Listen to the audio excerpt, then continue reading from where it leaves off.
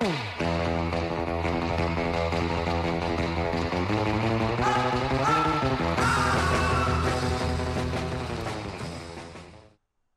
action. All right. Coming to you live from LA. Welcome back to another episode of Written and Directed By. Today, I have a longtime friend, Owen Hi, Virgin. guys. How's it going? Welcome. I did not know this was going to be filmed. Yeah, So, sorry. I'm wearing sweats and a black T-shirt. It's hiding my extremely ripped physique. Don't worry. It's actually, I'm like super jacked. Yeah, Totally. Like, no need to explain more. We got totally. Yeah. It's the truth. I mean, I don't want to like. If I see it, I'll just kind of just worship you. So. Yeah, I know. That's the thing. It's like I was like, you know what? I gotta tone it down because it'll be distracting. We're recording, so it doesn't matter. Yeah, thank you.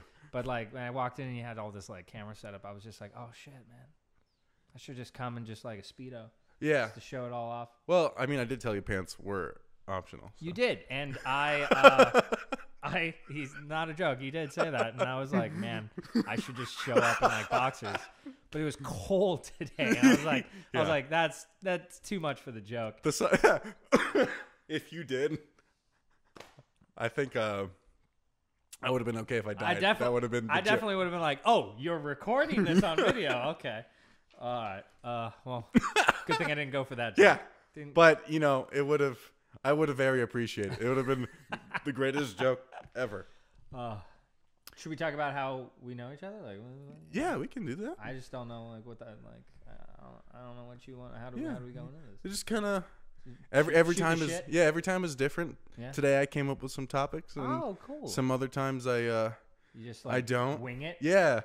It depends on the day. It depends on how I'm feeling. All right. Well, Harris and I met doing an independent movie a few years back.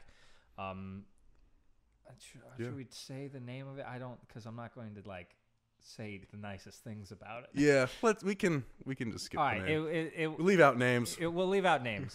It was an interesting piece. It was my first paid movie experience, so that was nice. Oh yeah. I mean. That was the only. That was the nice part about it, is that money was involved. That was actually the bearable thing about it. Yeah. It was hard to figure out what it was supposed to be, because the director told me when I was auditioning and like cast for it that it was my character was comedic and over the top, and it was like a very funny funny character, and like my interactions with the movie were like big and out there. And then I see the movie and I am the only one doing that. Yeah. I'm the only one doing that, which I don't know if anyone understands what that means, but it means that it doesn't work. Yeah. It means that I was doing a different movie from everyone else. Yeah. And everyone else was just having to deal with it, and it was uncomfortable. Yeah. Oh man. It's like, I'm using a different analogy this time, but it's like putting, like, it would be like putting Chris Farley in a Martin Scorsese movie. That's kind of like that, but a Martin Scorsese movie would have been good. Yeah. Yeah. But yeah, like, cause like in the scenes where you're doing it, it's like hilarious and it's but the thing funny, is, like, and then when you see the actual cut, you're like, because no one else is like doing to that level, so it doesn't fit. None of it makes sense. Yeah. Like, it's just like, why is this really crazy out there guy acting like this? Yeah. Because no one's like, you're like, I think that guidance counselor guy is on the spectrum. Or something. Like he's like taking drugs off camera. It was and also the like premise of the movie made zero sense. Like, it was like a very very poorly thought out version of American Vandal. Yeah, I mean, at the time that wasn't there, so like, So when American Vandal cool. came out, we're like, oh, this is what it needed to be. Did you see second season, by the way? I haven't seen it. No. Oh, at all? No, I haven't seen anything. But I watched. I mean, I watched the trailer and like everything. I was like, this is what that movie needed to be. Yeah. But they just, I don't know. He wanted it to be a drama. Yeah. And then it didn't do that A well. dramedy? A dramedy? I mean, maybe. It just wasn't handled well. The whole thing was poorly handled. Yeah. I was like, I wound up being 3 different things before settling yeah, on sound. Yeah.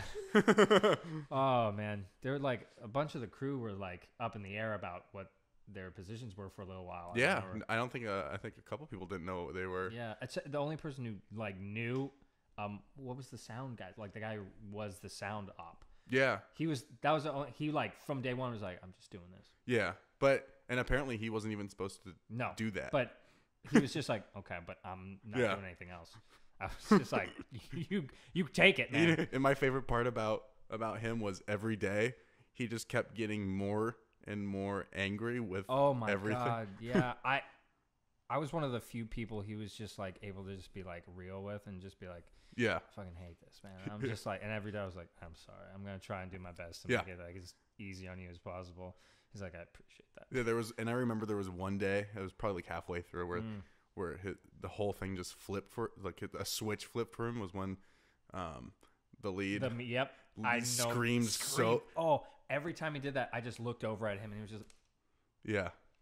I was just like, oh no. Because he would like try to amp himself up for the scene or whatever he was doing. But it was after he asked him to not do that. Yeah. He's like, can we please like not peak the mics? It's like blowing like. Yeah. And then he like did it like less than a minute later. I was just like, I just like looked at him. I didn't even look at the actor who screamed. I looked at him and I was just like, oh, I'm so fucking sorry. Yeah. And then after that, he basically like checked out. He's like, I'm going to do the bare minimum this job requires. Yeah, and that's just. I remember he would have his headphones on, hit record, take them off, and then just sit back. Yeah. Because that's all he needed. Like for a little while, it was this. It was just had that one headphone off. He would actually pay. He was actually doing and he was his like, job. he just had a hand here ready. And he was like doing it, watching levels, and then afterwards, he just like did it, and he just watched the levels. Yeah. He just looked at the levels. He just sat there and just looked. He's like, if someone peaks, that's what I know. I was just like, I don't blame him. Yeah. Fuck. It was a shit show. It was a student. It was like a student film. It was like all over again. It was like a student film, but with a budget. Yeah. Oh man. I mean, actually, the thing is, I've done some student films that were like way better than that. My Western was my capstone film. I mean, oh really? Yeah. I didn't know that's what it was. Okay. Yeah. And it was what, 10 minutes? It was like a. It wound up being 10 minutes. Yeah. Originally, it was supposed to be 35. That's a lot of money. The Yeah. more time you had on, the more money. I mean, we raised the money. We got the money for the 35 minutes worth. Yeah. And it wound up being 10 minutes. But it only wound up being 10 minutes because 2 days in, my lead dropped out. And I'm pretty sure you know who he is. I'll tell you later. Yeah, tell me off. Yeah. So we don't. Yeah, he dropped out 2 days in. Oh man. So my cast was I wound up trying to like switch it up. I wanted to do something different with the Western genre, and so my 2 leads were both black, and I had a guy. I was like trying to go balls to the wall with it. I got a guy to come do like blank firing guns. Cool. And so he's like, "Oh, sorry, I have a family emergency, but here's this other guy that I trust, and here, talk to him, and he'll help you out, no problem." That guy winds up being a racist. He's This was what, in Arizona? Yeah. Oh, there you go. He was a racist. He didn't like women. My producer was a racist female. And a misogynist. Yeah, and the first day he shows up with a Union Jack hanging out of his back pocket. Man, So we're like, okay, that guy definitely belongs to a militia group. Yeah, and like his I guess his day-to-day job or whatever, his main source of income is like patrolling the border. Yeah. You remember like Rawhide, the show? Yeah, or no, like there was wasn't called that Rawhide, Western it was called, little experience, it's like the Western version of Renaissance Fair. Oh, I've never experienced that. Okay, so there's like a Western version of the Renaissance Fair where like you can go and like in the middle of the street they'll have like a shootout. So he did those things. Was that like the thing that they do on the way to the Grand Canyon and like the train gets robbed and everything? Probably something like that. Well, yeah. I've never, but yeah, it's probably something like that. Like there's like experiences where like they'll do like stage things. Yeah. And, there's like, and so he That would do that. Yeah. And so that's like where I'm like, okay, cool. He's like, he knows his stuff. He's got all the gun, blah, blah, blah. He knows his stuff. He's just a piece of shit. Yeah. So the first day, my both leads are there, Uh-huh. and he was saying some stuff that just made me feel uncomfortable. And I'm clearly the pastiest guy you've ever seen. So I'm like, oh, I feel so bad. We're gonna handle this. My producer talked to him, didn't do anything. Yeah, because he's misogynist. Yeah. So the next we sent we're like, can we cut some of these scenes? I'm like, yeah, okay. You can go home. Come back tomorrow. You know, so because the next day. We were filming at Old Tucson. Uh-huh. Like, and, yeah, I know. And so we didn't have my leads. We had like a different cast. We were shooting a flashback scene. So it was, and so it now just turned into that. Yeah. So now another group of a black couple, because they were playing their parents, and he's saying the same sort of stuff. Oh man. So yeah. So and then like halfway through shooting that night. My producer comes up. She's like, "Hey, like, can I borrow your phone? Mine's dead." And I'm like, "Oh, here, yeah, I'm busy." You know, I just give her my phone, and then towards the end, you know, he just keeps saying shit. And at the end of the night, she's like, "Hey, we gotta fire him. I'm like, "Yeah, we have to." So, yeah. So she fired him, and then she goes, "Yeah, here's your phone back. I didn't need it, but I just didn't want you to read an email that we got halfway through. You know, and it was from the actor, a long email and." Like, I'm done, you know, I'm not coming back. Don't try to get me he wouldn't answer any call, you know. Wait, was it because that guy? Because of that guy, yeah. I mean, I don't feel bad anymore. I was like, okay. Well, when you told me it was like lead left 2 days in, I was like, whoa, unprofessional. But after that, I'm like, oh. But like, he wouldn't even, the thing that made me angry was he wouldn't, you know, even after firing him, he wouldn't answer calls. We'll talk. I think I know who it is. Yeah. Because based on this story, I think I know. Yeah. But we'll talk after about who the actor. But yeah, so that then turned into me. Okay, like I'm not. Oh man. We have all this money. We spent all this money. I'm like, okay, well, I can't just not do anything. Pack up and go home. Yeah. Like, so I made some. So the next day we rented like we were all staying in this little shitty motel, and I locked myself in my room. Just wrote a new script. Basically, the last 3 days I didn't have pages because I didn't know how to finish it. But you know, we came home with something, and dang man, yeah, dang, that is insane. Oh, talk about having the world thrown in your like way. Yeah. Oh, but I mean, like the best part of like that I experienced was everyone was so supportive of like trying to finish it. Like no one was like, well, this is shitty, I'm gonna go home. They were just like, yeah, sorry, man, that sucks. That was definitely the consensus on the movie we did. Yeah, you know, one of the worst parts about the movie we did was that it was like 2 hours away, at least from where I lived. No, yeah, it was because I was in Tempe. Yeah, no, so was I. Okay, I was staying at my parents' place in Tempe. Yeah, it was an hour and 45-minute drive. Yeah, at least. Yeah. I had to get gas every day, basically every day. I wasn't that bad, but like I drive a Jeep, so it doesn't. Oh, that's expensive. Yeah, that is. Yeah, so. Dang. All right, so yeah, that's how me and Harrison got to know each other. We actually got to know each other on set. We were just joking around. Well, he was the boom. He was the boom guy, so he was holding out like with the boom mic. So like 90% of the time, I was hanging out with the actors because. And like, of course, I'm very like comedic, and I love like extroverted. And I really like just like having fun on set, like when the camera's on or off. And so like, if I knew Harrison had the boom near me, I just whisper some things. I just be like, man, can everyone tell I've got crabs? Like stuff like that. Just like whisper things that I just knew he could hear, and like I'd like. Look at you out of the corner of my eye, and like you just be like holding it, and you just like look up. I just be like, yeah, you got it. Dude, yeah, it's so fun. Yeah, so we just were like goofy with each other, just voices and all sorts of shenanigans. Yeah, and I knew quite a few people who were like cast as some of the like extras who came and everything, and I would always fuck with them. Yeah. Like, always fuck with them. It was the best. And then, like, the camera rolling, I'm just like, all right, let's do it. Let's me be at a place here. Okay. Yeah. Oh God, that was so uncomfortable to rewatch. I was like, man, it looks like I don't know what the fuck I'm doing, but I'm doing exactly what I was told to do. Yeah. Oh, okay. There's a lot of that. Okay, but yeah. Anyway, all right. So you got talking points. Yeah, I got some topics. I'm nervous. Yeah. Shit. Didn't really roll into where I was trying to go, but that's okay. Let's do this segue real quick and talk about. Yeah, I was gonna. One of my first ones is: have you always been a goofy guy? Yes, I have, but I haven't always been funny. Okay. When I was growing up, I was diagnosed with Asperger's at a late age for the diagnosis, and I had a emotional mental breakdown in junior high, and I was homeschooled for 2 years, which did wonders for my social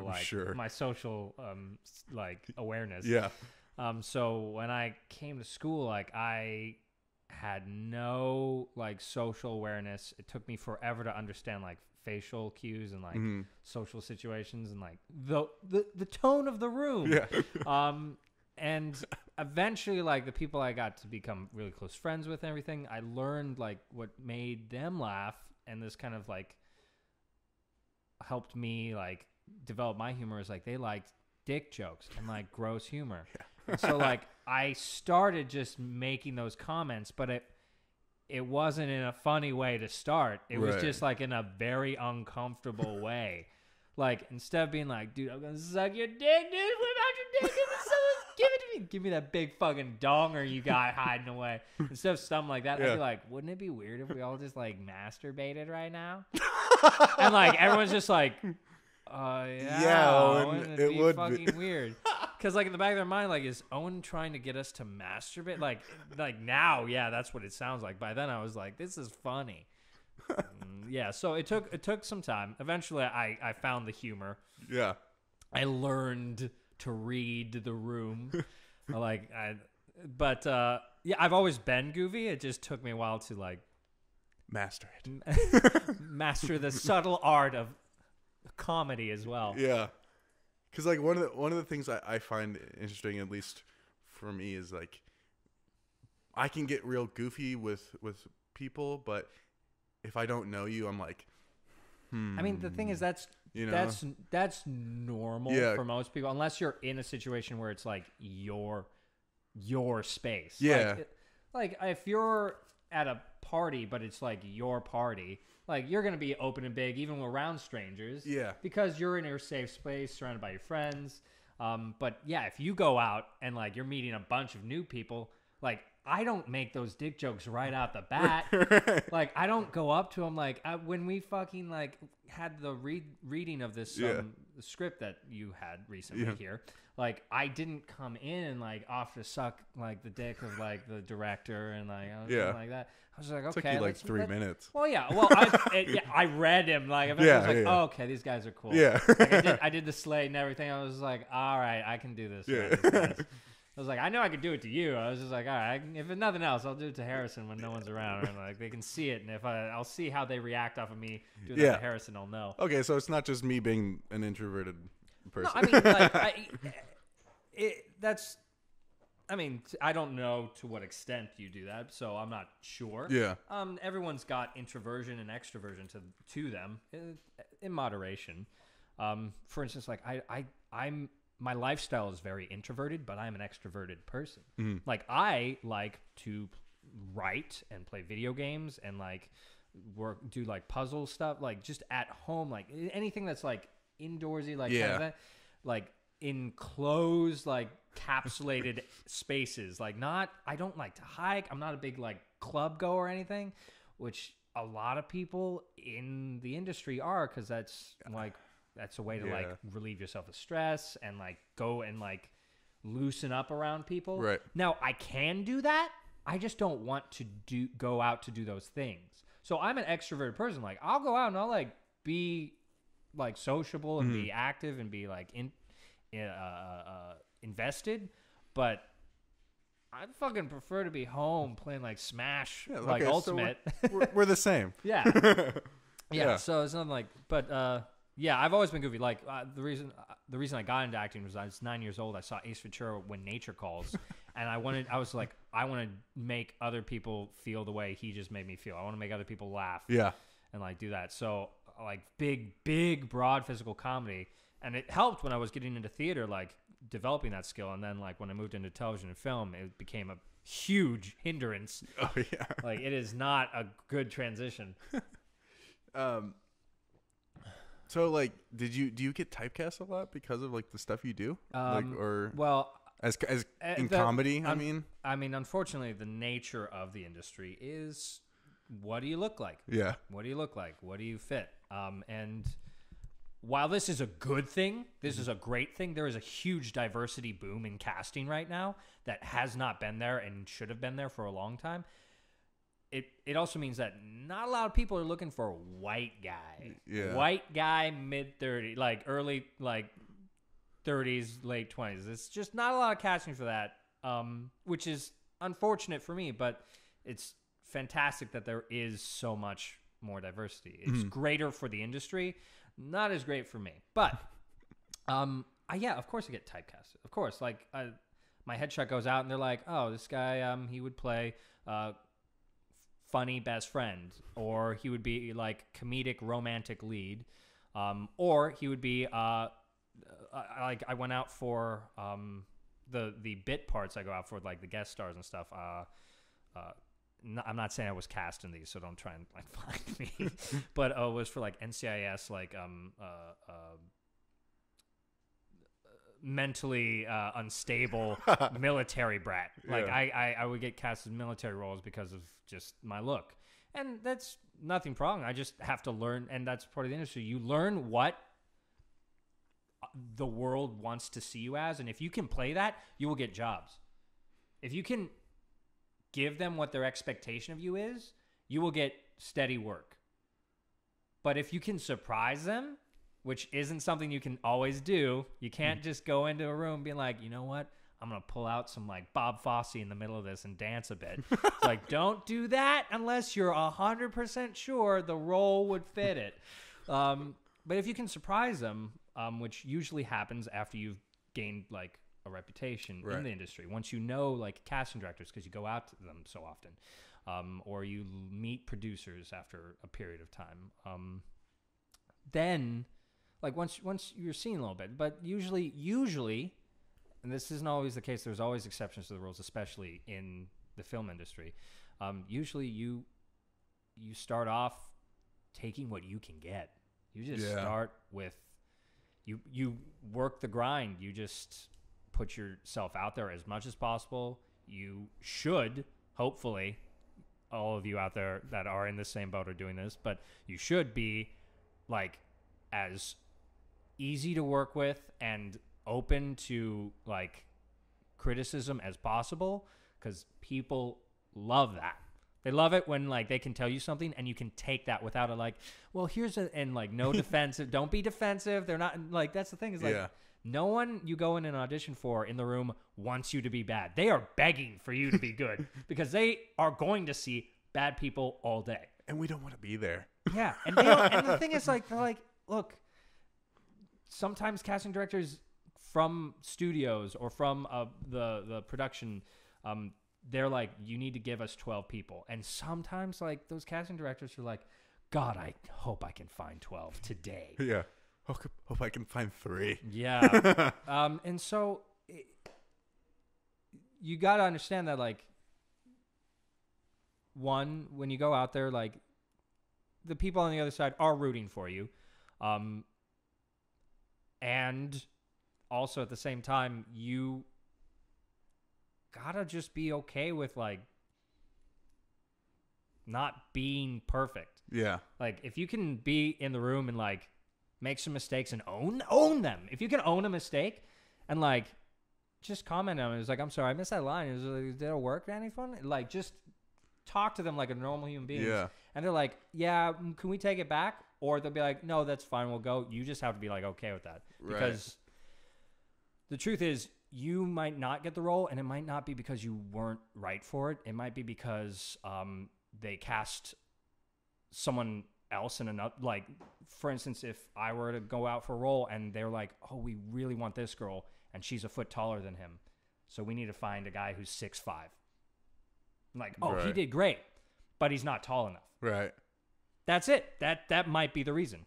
Also, like, the other reason might be, like, another guy put out and I didn't, which is something I'm working on. I'm trying to put myself out more, just, like, really just James Dean it. Just, like, be ready to just whatever they need. And it's, which, again, a lot harder to do now, like, in the industry, because now all the producers and, like, studios are like, well, we can't actually, like, pressure these people into sex anymore. And I'm just like, well, that was like one of my ins, and now I can't even use that. They're afraid. You got sorry, this is probably my agent calling. He's like, this is my agent. Real quick, 1 second. Hey, Mom, can I call you back? Yeah, so that was my agent, you know. His name is Mom. He's pretty cool. Is he Scandinavian? Yeah. Okay. Mom. But yeah, I get typecasted, of course. It's the nature of the industry. Like, Chris Pine gets typecasted. Like, he can say yes or no to a lot more things. But, you know, it just happens. It's just part of the industry. It's the nature of, like, I've tried to go out for, like, Black guy number 6. Like, African-American woman. Like... They don't even let me in the door to those anymore. I used to be able to sneak in. They have your face on the door, and they're like, "Sir." Yeah, they don't even call me from the back for some of those like production agencies anymore. That's weird. Like, just blacklist me from like BET casting. Dude, that's so weird. Yeah, weird. Huh. But yeah, typecasting, of course. Yeah. Well, you good there? Yeah, there was like a little like fuzzball, like just sitting on top of the water. I got it. Got it. And nailed it. It's just like, it just come out. It was just like, it was one of those like beautiful mind moments where it was just like, yeah, of course I'm testing. Wow. I know how to cure cancer. This guy punches his microphone. You immediately go, oh man, super professional. Yeah, super professional. Keeping it. Keep it real professional. Oh man. Any other talking points? Just the one for me. Yeah, just one. Like, have you always been goofy? Do you get typecasted? That's it. That's okay. I think we're done. I guess. I mean, I don't know, man. I never know what I'm doing with these, and I think that's it can be the fun part. Yeah, I mean that can be fun. That can be so fun. like sometimes I'm like, yeah, I'm gonna come up with talking points, and then it's like. They don't fit. Yeah. They don't fit the feel of the moment. Yeah. Because there was another episode that I had where I had like a bunch, and he's like, what questions you got? I'm just like, well, some of them are not questions; they're just like things. And like just things like to talk about. Yeah. And I said one, and he goes, "That's fucking stupid." Yeah, Next like, one. That's why you didn't bring it up. He knows. Oh, was it? No. He was there. He was there though. those questions every day. Oh, yeah. Oh yeah. He asked me. Yeah. We went out the other night, and it was the night of the reading. Okay. So after the reading, I took like a nap, and then later that night we went out to the bar. And I'm like, hey, if I get to bed before 12, I would have gone to bed 3 times today. And he goes, I wish you wouldn't talk. Because you were probably like eating food and like doing some curls and just like. I was curling my food. Yeah, it was like. Yeah. It's a drop Yeah. set. Yeah, well, it'd have to be. I'd be impressed if it was like an increase. Yeah. Oh man. Yeah. So. Yeah. Well, I'm like. I say dumb things all the time. Well, I'm open book. Like, you talk about whatever you want. Like. Yeah. Okay, yeah. So I'd like to talk to you about Jesus. Oh yeah, dude. I was super close with that guy. Like, there was another fuzzball, dude. There was another. Like, you just got lint. What is through your apartment? I guess so. How long have you been acting? How long? I've been acting professionally for 9 years. I've been acting, as in like been in the arts for 15, 16 years now. So, but most of that was education, just school, like nothing out in the real world, nothing that required audition inside of a pool that was larger than the people I was in class with. Gotcha. Yeah, so for 9 years professionally, I've been acting. It is brutal. It is brutal. The realization that, like, no matter how good you are within your, like, small pond in college, you are, like, microscopic in the real world. Oh, yeah. Like, because people don't know how good you are, and they won't care how good you are unless you can come in for the role. Right. And even then, even if you are good, like I said, you might not get cast because they can choose from 5,000 other people who are auditioning for the same thing. And the other person might be a foot taller than you, maybe didn't hit it as well as you, but they can work with that. Like, yeah, we're not putting you on apple boxes. yeah. Or like I came in with an accent that they're just like, that wasn't the regional dialect we were going for. Like, they didn't ask for that. They were just like, do you like Scottish? And I would just go in with a Scottish accent. Yeah. I can't do Scottish well. I'm not going to pull that out. But like something like that. And I come in with that, or a Southern accent. Yeah. They're like, we were looking for Tennessee Southern. It's like, then you got to put that in the breakdown, please. Yeah. It's like, could you put that in the breakdown, please? Because I didn't prepare a Tennessee accent. Yeah. I don't know Tennessee. So you walk away, and eventually you just get used to being able to just go in, give yourself to it, and like walk away and just be like, well, you can't make your life about the audition. You have to make your life about the process. You have to make your life about being a working actor. And a working actor is someone who is ready to work whenever the opportunity comes up. That doesn't mean that you're acting to pay the bills. It means that you are doing whatever you need to do in life to support yourself and continuously pursuing your craft. Whether that's just acting classes and auditions, whether that's gaining new skills like combat, like learning a trade, horseback riding, whatever it is you would want to do, anything that you could add to your resume that would maybe get you just into like the smallest of rooms, but that would be another room you didn't have access to previously. Right. Or just honestly networking, like going out, meeting with your other actor friends who know other actor friends who maybe know a producer or know an assistant to a producer, like just getting to know people, which I am bad at. As previously stated, I prefer to stay inside most of the time. I'm better at it now than I used to be. But it's That's a muscle. it is a muscle. It is a muscle that you have to work that out. And also, it's not it's not required, but I love like working out my body. Like that gives me a bit of confidence. I don't need to be like Chris Hemsworth, like Ragnarok jacked to go into a room. I need to be. I mean, yeah, some I'm sorry, do you want a microphone or? Just kidding. There's one, One on me at all times. two. Sorry, there's only There's only two. I also have more questions for you. Here's Yeah. taking over your show. Yeah, you can just text them to me. But Reach it.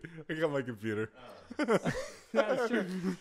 But being confident in my like my connection to my body is. But I was more so than I was like 20 pounds overweight previously, and I was still going out. Like my agent was still sending out for lead roles and everything, like leads and pilots or supporting main characters, and I would still go out, but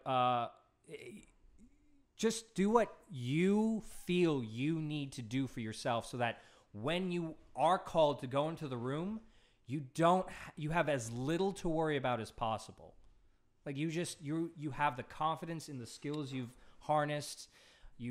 That all you have to do when you go in there, because no matter what, it doesn't matter if it's the first audition or you're auditioning for the network.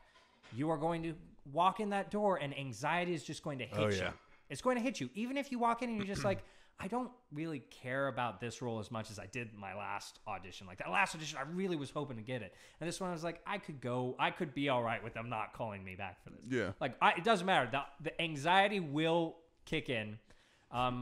Ideally, like, you will have learned how to harness that energy and use it, which I have. But yeah, you just be a working actor. Be someone who's constantly ready to work given the opportunity. So how often are you going out for auditions? Not very often, unfortunately. Like I said, there's a huge diversity boom, which is great. Again, I specify that is fantastic. Something that is missed from this industry for too long. But most of the things my agent sends me out for are just pilot scripts, leads in pilots, supporting characters in pilots, or on the opposite side of the spectrum, like guest star, just like I said, NCIS, like just a spot, walk in, and like you're like that guy who's not all there, or you're the military brat or something like that. Yeah, I probably do professional auditions, like, and by professional I mean Guys Basement. Studio Network. Yeah, that's what I meant. Yeah, like Studio Network affiliated productions. I do those auditions, maybe averages out about 5 or 6 a year. Okay. The rest is just independent stuff I find through either friends or like stuff that I look for. Yeah, it's just I'm not, just so people know, I'm not SAG. I haven't gotten my SAG card, which is good for me because I do not have a ton of credits under my name, which means which allows me to do a lot of more independent work. Because Harrison, you can confirm this.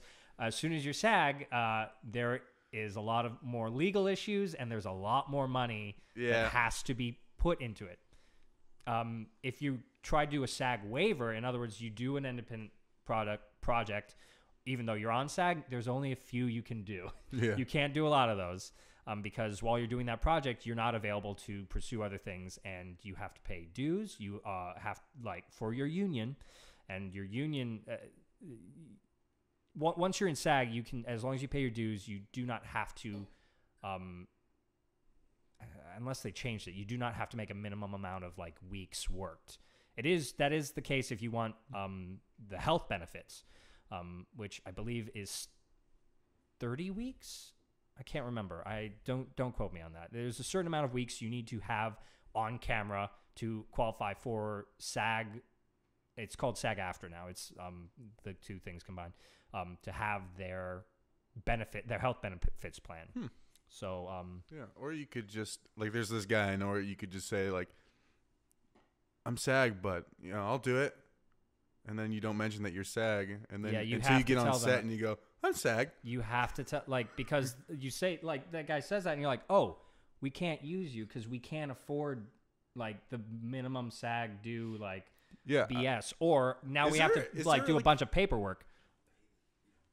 No, that's all right. That's what my agent's talking about. I was just like, we just don't talk about this. He's just like, if that happens and like things are tight and light, and you have a project you want to do, it's like we just don't talk about it. It's like we just don't mention it. That's the thing. That's the workaround. But like. I have never like researched it, and I'm sure I should for the a lot of things all sorts changed. Of purposes. But like, I wonder like what repercussions are on like actual, like if something were like guillotine, just. Well, no, I'm not sure of the full ramifications. Like if SAG found out, like what would happen? Yeah, I'm not 100% sure of the full ramifications of it either, but I do know that it involves just a lot of legal BS, a lot of contracts that need to like get signed, a lot of waivers that need to get signed, and it just becomes a problem for whoever's doing the independent production. because now they want like they asked for the timestamp, like the hours, Yeah. like what was the Right. hours, like we need to know, because they're like, he's a union actor, we have to have record of what he worked on.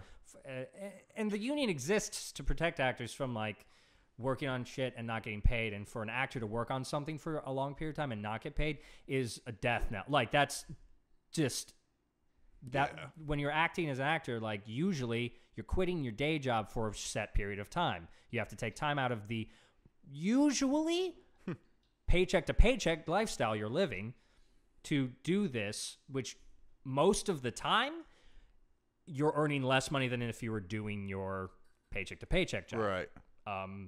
So you lose money most of the time to start out when you're acting, because you take like time out of your work, but you do it because you meet people who are working in the industry who, if they continue working in the industry and you are a good, nice, decent human being who they like working with, and they eventually work their way up and they're all of a sudden like casting directors or producers in a like network, that they'll be like, I worked with this guy and this thing, even if they can't like be like, he has to be in this, be like, bring him in. Yeah. And all of a sudden you're like walking into like NBC for like New Amsterdam, like something like that. And that's the whole point of the industry. And like ideally because you fucking love it. Yeah. Like I didn't come out here to be a nanny or a waiter, but I'll do it to live while I'm being an actor. And yeah, you just hopefully your passion keeps you ahead of the crushing grind, because the longer you're out here struggling, the more days you're gonna have where you're like, do I try something else? And like I've of course had those thoughts. I'm like, do I move back home? Do I like I've had projects where I've been directing and I'm like, is this really for me? yeah. Where it's just like not going the way you want, and then afterwards you realize that it's just like you're not working with the right people. But Yeah, yeah. and yeah, unfortunately that'll happen like on both sides of the board. Like as a like Harrison, as a director or a producer, you're gonna work with fucking actors who are like just shitty people who feel either entitled or have very strong like aggressive opinions that don't kind of jive with a lot of people. But you gotta work with them. Yeah. Because you're committed and you can't recast. Just 3 days shooting in. Yeah. Or you're an actor and you're working with some like fucking like certifiable directors who just like have a vision and are constantly changing their mind on set, and like all of a sudden like you have a new script that they wrote and you're like, what? 20 minutes ago. Yeah, that would drive me nuts. That fucking happens. Yeah. It happens. And the thing is, actually, that happens in networks too. Yeah. But that's not like, but it's not by one guy. It's by a team of writers, and they're like, this joke isn't flying, rewrite it. And so you walk onto set, and all of a sudden they hand you like a script with literally like Xeroxed, like handwritten like notes, and you're just like, okay. Yeah. And you just like memorize it on the fly, and by ideally you have the like, if it's like a sitcom comedy, there's a method to it. Yeah. So you have that method. You're like, okay, this is the build, this is the turn, this is the punch. So you just like do that. Yeah. I was listening to this interview with I forget his name right now. Of course I do. But he's on The Walking Dead. He plays Negan. Okay. Fear the Walking Dead or Walking Dead? Walking Dead. Walking Dead. Okay. And he said, yeah, there's plenty of times where I'll walk on set and then they'll be like, here's your new monologue. Yep. After he's spent weeks memorizing like a 3-page monologue. Those are the nightmare scenarios. And he's like, and we shoot in 20. So yeah. And luckily with film, through the beauty of editing and cutting, like all you need to do is get parts of that monologue perfect and they will cut to other people. And like they're like, all right, we're gonna get you doing this in post. Yeah, we're gonna get you doing the whole monologue in post, and like put the like voiceover in like through. Out. Yeah, or you can. Did you do that in Fear No cuts. No cut. Oh, that's right. You did the long shots. You did the like. Yeah, I still need to watch. I have the link. Yeah. I'm gonna watch it. But You haven't watched it? Get out! Get out of our casa. What's your ideal role? ideal role, What's your dream dream Hey, role, thanks for sitcom stealing comedy, my like a sitcom. Questions, you asshole. My ideal role has always been sitcom comedy, like just because I have a very heavy I was trained in classical like stage acting. I have Stanislavski's system. I learned just how to be big and broad but specific in my choices. I loved, and I also like it kind of just miraculously came together before I like learned like my craft. Before I learned my craft, when I just fell in love with acting, I loved Frasier and Friends and all of the like multicam sitcoms that were stage productions on film. And I ideally like, I mean, and most of those most of that style is died off, and there are very few that do that. And there are many now single cam comedies, like Modern Family is the best example for that. But Big Bang Theory is, and it used to be Two and a Half Men were like the top two multicams, and now Big Bang Theory is getting ready to close out, and there are not very many multicam comedies out anymore. Luckily, it was Roseanne, the reboot, and now Roseanne had to leave. But they were able to keep the show going, which was fantastic for the rest of the cast. We call it the Connors. I mean, yeah, she almost screwed out a bunch of people. She almost did, and she felt bad about it. She had a tweet. She's like, I feel terrible about if my actions like cost blah blah blah, or the things she said anyway. And if you're curious about that, you can go look it up on your own. But yeah, dream role, but I want to try it all. Yeah, like, I want to like dip my toes into like Oscar bait films where I'm just like crying because my homosexual son is turning transgendered, and I'm dealing with my own closeted feelings, and I'm breaking down. And it's just and you like, also have cancer. Like, and I also have cancer, and I can't tell anyone. Or like the Oscar bait stuff, where it's just like, that is a show that is very, very, very dramatic. Yeah. And you also directed for it the moment. Yeah. Yeah. Yeah. Based on real stuff like that. Yeah. Which, he wrote it and also directed it, and he's starring in it. You know, the whole, the Denzel thing. I mean, yeah, it's those roles. I mean, the thing is, like, those roles are like very hard to like mirror it after a real person. It requires so much more work. Yeah. Because you have to do a lot of footwork with it in the real world. Right. You have to track people down who knew that person to do it well. Yeah. You should track down the people who knew that person in life, if that is an option. If not, you need to literally go to your history books and like learn as much as you can about these individuals, the good and the bad. Like, there's please no one think that I support Nazis or Hitler in any way. Please don't do that, because I don't. That's horrible. Well, that's horrible. But there was there was a movie. It was a foreign movie that heavily featured Hitler's side of the World War II, and at the end, and there was a bunch of memes and jokes made about it because someone redubbed over it, like Hitler's breaking down when they find out in the bunker that they're going to lose. Some of them are fucking hilarious. I don't know what you would search to. I don't know what you would search to find it, but it's literally like, it's like, look up Hitler Carmageddon and that scene, but you see this guy Hitler literally like breaking down and crying because he's lost this like fight that he believed in, which we all agree was the wrong fight. Horrible human being. Fuck him. If there is a hell, I hope they curtailed a very special place for him. Anyway, but everyone around him, his like top advisors, are like crying, and they're like heartbroken because this man they love and they followed, not like his dream that they supported, is died. And that's the truth. That's the truth. These people really did admire this horrible human being, but because he was charismatic. He was. And he treated them well. Right. And they're like, He also knew how to use his words He to did. persuade and yeah, change minds. Yeah, like, Phenomenal speaker. yeah. yes, he was. And you have Couldn't to accept. understand a word, but But the thing is, you have to accept those parts. No one person is completely one shade of something. As I'm saying, no one's arguing. Hitler was a horrible, horrible excuse for a human being. Like, complete monster. yeah. But he also got thousands of people to follow him and believe in him. Mm-hmm. So you have to understand that to kind of take on that role. That is a very extreme like scope I was able to like craft out of that. That's Well,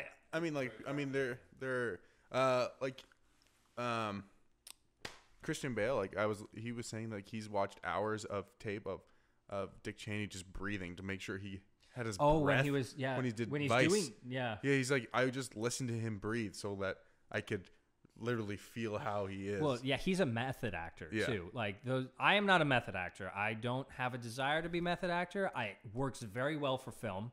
It does. Yeah. But What about a meth head actor? there were those as well. I'm not that either. But yeah, here's another thing. Like, there's no style of acting that's going to guarantee you a role. Like, Yeah. There's no like. There's also You're telling me if you don't pretend to be Lincoln for 6 months, that you know. no. Okay. But the fact, and the thing is, like, there aren't. It's not just Heath Ledger, Daniel Day-Lewis, and Christian Bale who are method actors. Like, there are so many. There are so many method actors out there who like go above and beyond, and even in like everyday like sitcoms, guest stars, people like the people are method actors, and they're still shit. They can be shitty actors who do the method. Yeah. Or they can be like fantastic actors and aren't trained in any style or anything at all. They're just very connected and they know how to reveal a character, and they're able to just open up and honest that. There's like, I just want, because I mentioned my training, don't anyone think that like, all right, let me look into that. You don't have to. Don't find something that works for you, that you can like connect with. Something. All it is tools. All you're getting are tools that help you look at words on a page and figure out who the person is from words on the page, because that's your job. And then you have to like make that person be believable and come to life. And that's the craft. And also know how to take direction. Taking direction apparently is not always like a given. Like some of the like once people get famous, sometimes they're just like, no. Yeah. I'm just like, really? I'm like, you've been doing this for so long and you're so like prolific and everyone knows you. But that's kind of their thing, is just like, no, I know it was fine.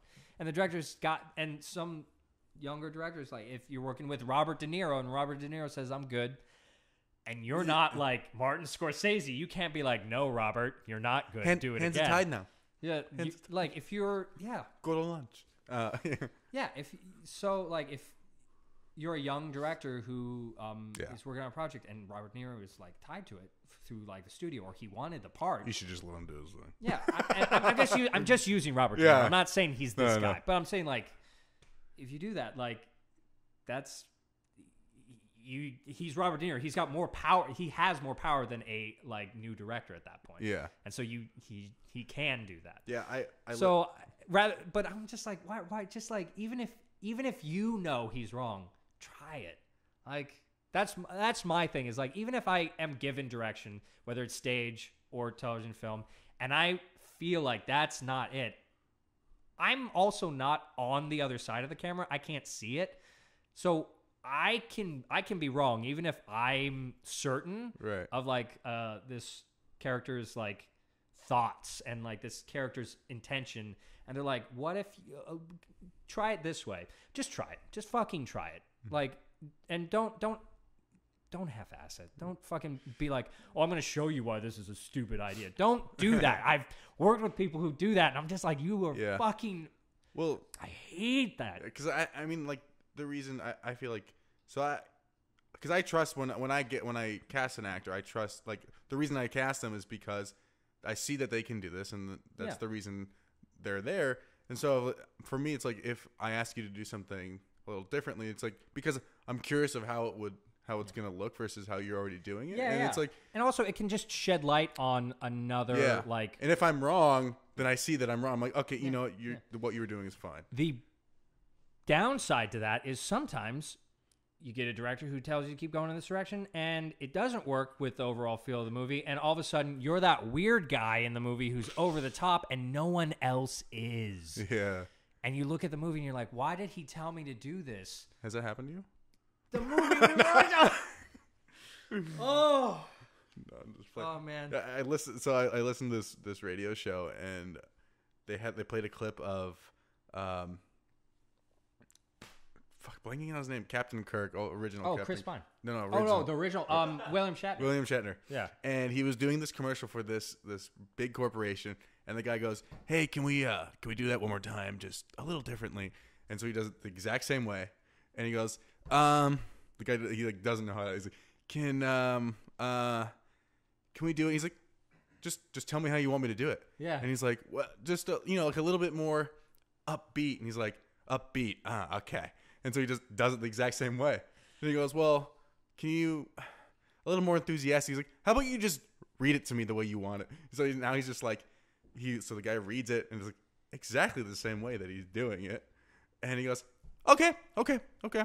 And he goes, now he's like almost making fun of him the way he's reading it. And yeah, like that can be the flip side, is you don't always get a director, or sometimes you could have a producer on set who also, this wouldn't just be a producer, this would be an executive producer who would be able to do this, but like an executive producer would be on set and be like, I want him to do it this way. And because they're the executive producer, they're the ones whose money is tied to this, they have that ability. Yeah. Even if the director's like, I don't know, if it's like, no, just try it. And they got to be like, hey, Harrison, can you just try it this way? And he's like, okay. But the producer's not an actor, or it's not a director, so he doesn't know how to communicate that effectively sometimes. So he's like, no, like differently, no. And so you might be trying all these different things that they're saying but not meaning. You can get caught in that. Yeah. It's You like I said, just try and be as friendly and open to work with as possible. Yeah. You gotta try.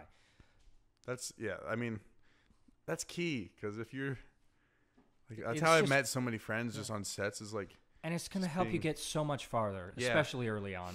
Like once you're famous, once you're an A-list actor, once you're contractually signed into the next 7 Avengers movies, then you can be a fucking asshole.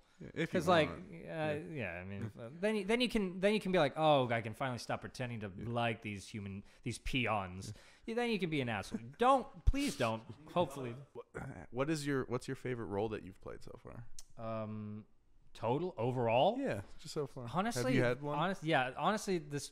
To date, it was a theater role. It was on stage. But my favorite role I did was Bottom in Midsummer Night's Dream. I was gonna just bring that up actually before you even said that. Yeah, because that's the first time I saw you perform. It's because I got to. It was in the round, so there was everyone. It was surrounded. Yeah, and so I got to be as big as I could be.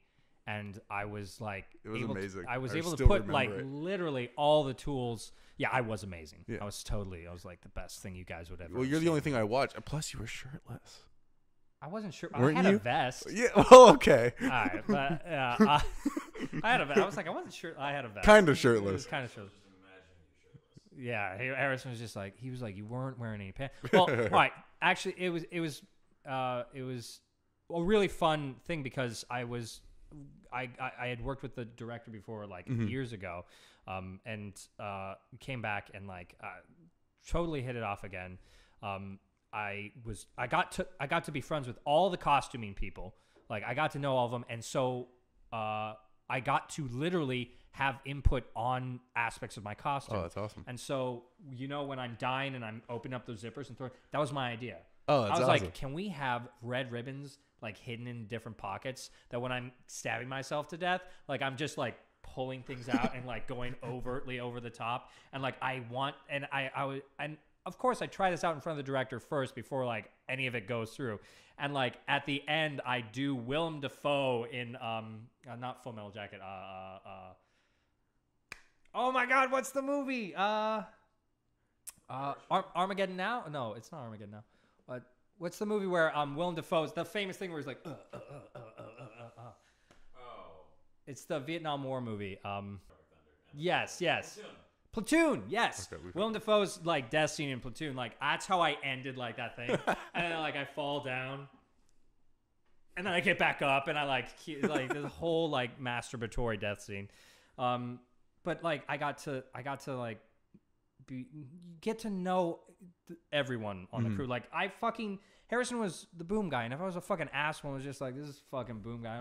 I wouldn't be here. I wouldn't have like gotten to know him. I wouldn't. I wouldn't have been like introduced to like the people you're working with now, who I will be auditioning for a role in a project that they're working on. It pays off to just be a good person and get to know as many people in the industry as you can, because you don't know where they're going to end up. And if they fucking move out of state and become a fucking farmer the next week, what have you lost? Yeah. You might get free milk. For all you know, you're going to like get a knock on your door and there's going to be like a guy in a white suit, looks like he's like ready to like a candy striper, like he's going to I'm your dad. Yeah. But then he has like, he holds up, yeah, and he just holds up like a 6-pack of glasses of milk with heavy cream on top. And you're just like, one is like, this is from Harrison. I was just like, holy shit. I just got. And of course, I wouldn't drink that because it's definitely not pasteurized, and I don't want to get sick. Yeah, well. But I would have gotten like free vintage glass milk jugs. Yeah, and it would have been sealed, stamped, and everything. Yeah, and honestly, like as an actor, the less you have to pay for like basic necessities like glassware and kitchenware, take it. I'm like, oh, these are my new cups. Fuck it. Thanks, Harrison. Free cups. No problem. A year and a half later, because I was really nice to the boom guy. No problem. Yeah, exactly. You'll hear that in Yeah. 3 years when it ends up. Yeah. And that's, yeah, every set I go on, I try to find like a person that I'm like, he could be a friend. Yeah. And then, you know, you just You hope. I mean, yeah, you gotta hope. And I've made like a few friends that way, especially here, not knowing people. Like he's one of the few people that I've knew before moving out here, and it's like that's how you have to do it. And then You're welcome. thanks. And then you know, it's how like, did you two meet? How do you guys know each other? I met Justin in college at ASU. Okay, Yeah. at ASU. Yeah. Okay. So me and Owen are rivals actually. But yeah, it was like we had one class. We had two classes that happened in the same room. Okay. And we both sat in the same spot as we did in the earlier class, but like he was in the row behind me and I was in, or something like that. And I'm like, hey, you had that class this morning. And he's like, Nope. yep. Nope. Bum. Puts on his Ray-Bans and walks out. he basically goes, yeah. And I'm like, I'm Harrison. He goes, fuck off. No. And I'm pretty sure that's how it happened. And that's history. and that's it. Yeah. Put into a project together. And then we got put into a project together. And we have a 6-year running joke because of that project. Yeah. So it was You gotta tell what was the joke the is now. dumbest film I've ever made, ever, because it made no sense. It takes place on a college campus. Okay. And some girl's Easy about access. and she lives in the dorms, and she's about to get mugged right outside her dorm at gunpoint. Okay. So And So the reverse of that is the guy who I played. He was very addicted to like violent video games and everything, and so basically he was trying to show how violent video games or TV or things of that like really affect. real life. yeah, Okay. yeah, because it was for our ethics class. Exactly. So Okay. she's about to get mugged, and so she comes crying to him, and he goes, "I'm gonna take care of this." So he goes off home because his dad's a gun fanatic. Grabs one of the guns and comes back and threatens the guys. Yeah, And and the guy is supposed to say, "Hey, motherfucker, stop!" or something like. he's kind of a big guy. Yeah, it was a Yeah, it's pretty, football player type dude. Uh-huh. kind of a thug guy. And you'd think he'd be like, yo, motherfucker, right? Yeah. So instead, he goes, "Hey, motherfucker!" I'm pretty good at keeping my cool on scene. I fucking lost it. We all just went. What? Oh man. Yeah, and so that's been our ongoing joke between him and I. And sometimes, occasionally, Kind of when like we how see- like Mike Tyson shouldn't have that voice, but he does. "Hey, what's up? You ready to box me?" Yeah. He's just like, but without knowing beforehand. Yeah. Yeah. It's okay, man. It's fine. I'm gonna kick your ass, man. Oh. Yeah. Whew. So that's how we. Yeah. That's how he If and I met. didn't know, if that was, oh man, that would have hit me sideways. Definitely. I would have like, Yeah. I'm like, cold cut. But Cold cut. yeah, and we had done that take. We like that, but that was like the third take that he did too. The high pitched one. He was like late. Can you like drop in and you're like just, ugh. Yeah. Can you just be like, fucking fuck you? Would you mind dropping a test? Yeah. I was like, what I need you to do is Yeah, I think I can make that happen. connect to your diaphragm and then just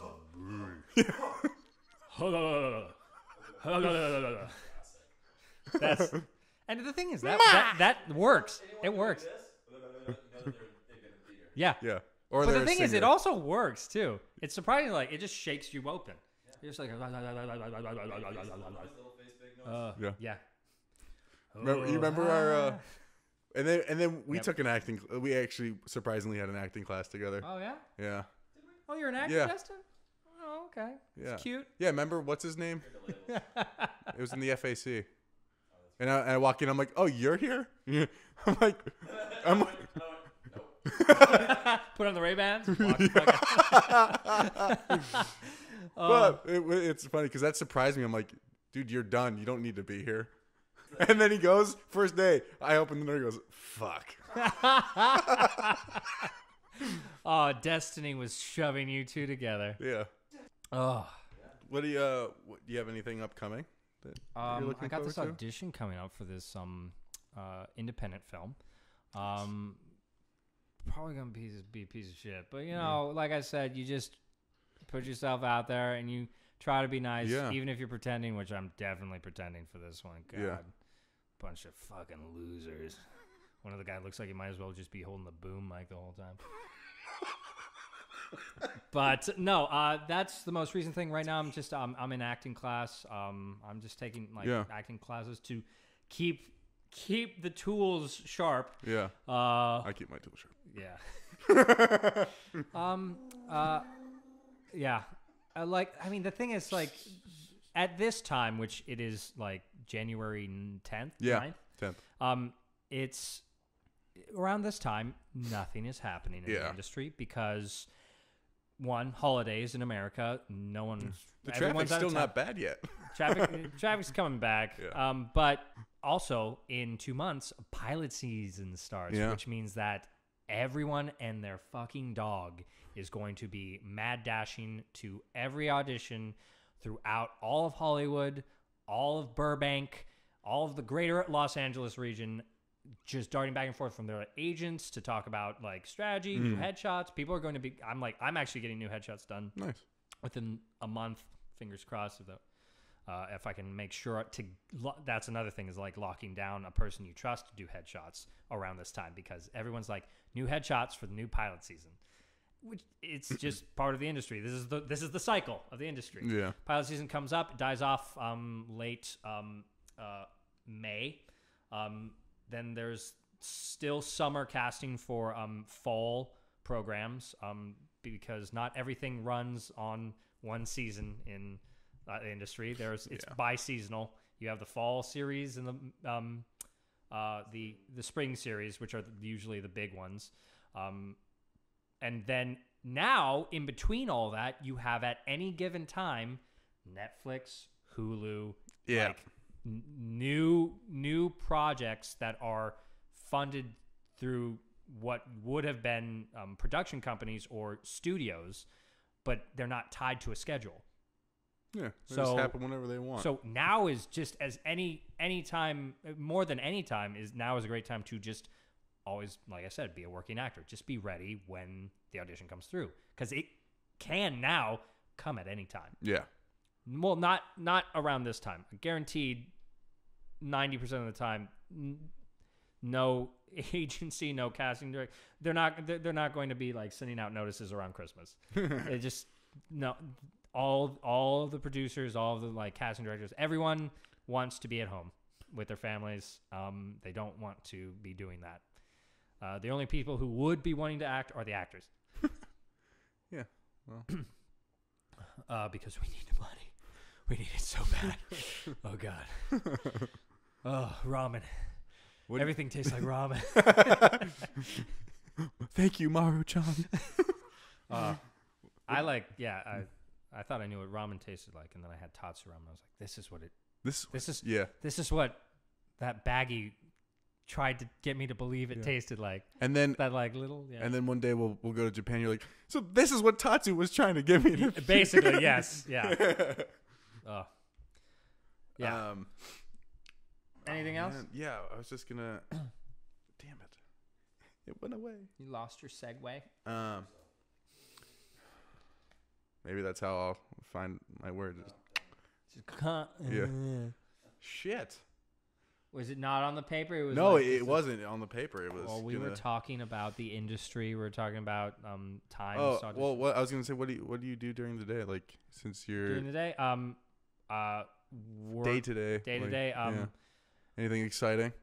No, it's just like I said, the grind. It's just the grind. Yeah. I just wake up, eat, usually just oatmeal, something like just carbs, like something like that. Because then I take my dog on a walk and then go to the gym. Then do whatever I need to do, whether it's like work or maybe I will. Which I honestly don't. I don't anymore because I just keep getting like student film things sent to me. Like I would look at Actors Access, but most of the email notices I get are there's something wrong because I've checked it like 5 times. When you sign up for Actors Access, you put like what your type is and what your range is and what your age, like all of this details about you, so that when the breakdowns go out for these things, that it checks those tick boxes and sends the ones that you fit to you.